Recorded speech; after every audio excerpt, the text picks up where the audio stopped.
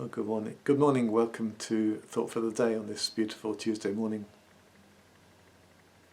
I wanted to talk briefly today about hearing God speak to us. I've been thinking about it a number of different ways over the last couple of weeks. And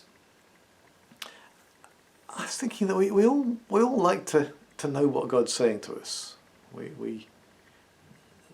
That the idea that God has forgotten us is a frightening thought. The Bible talks about a famine of hearing the word of the Lord being almost the worst thing we could have.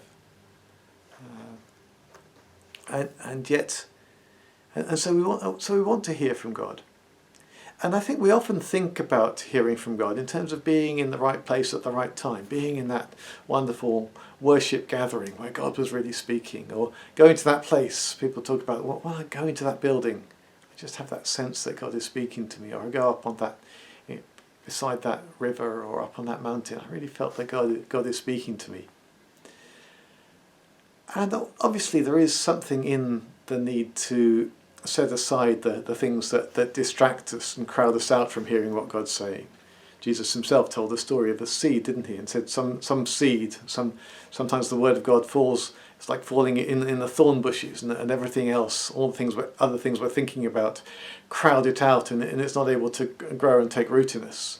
So there is time to get into places, or get to examine ourselves, and are our lives just too busy to hear what God's saying to us?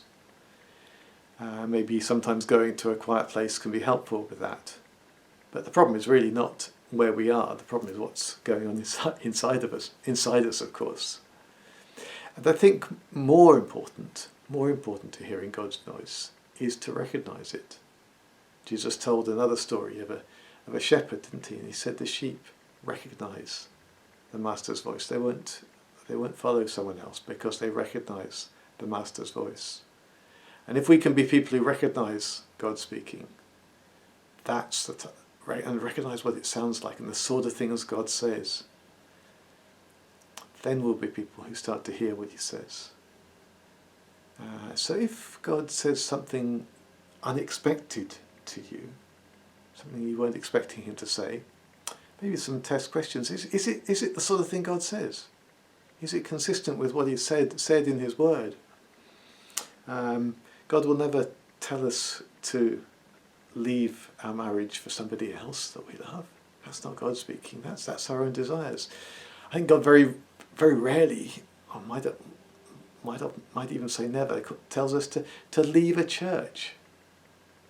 That's our own desires. Well, maybe that's the enemy trying to divide his people.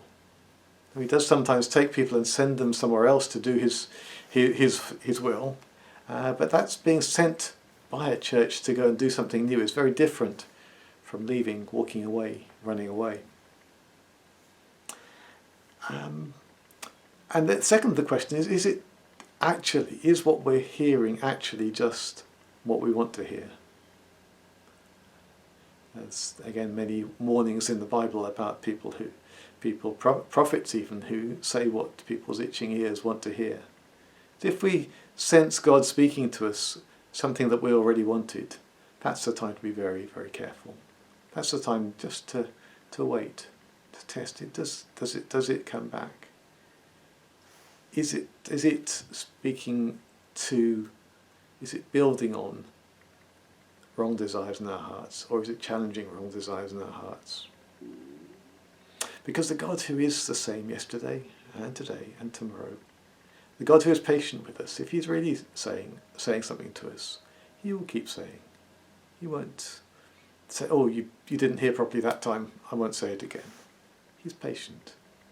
So today and through this week, may we be people who patiently get to know the Master's voice.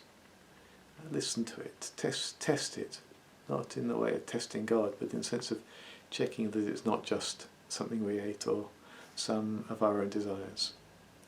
And maybe we be people who really know and grow in what God is saying to us. God bless.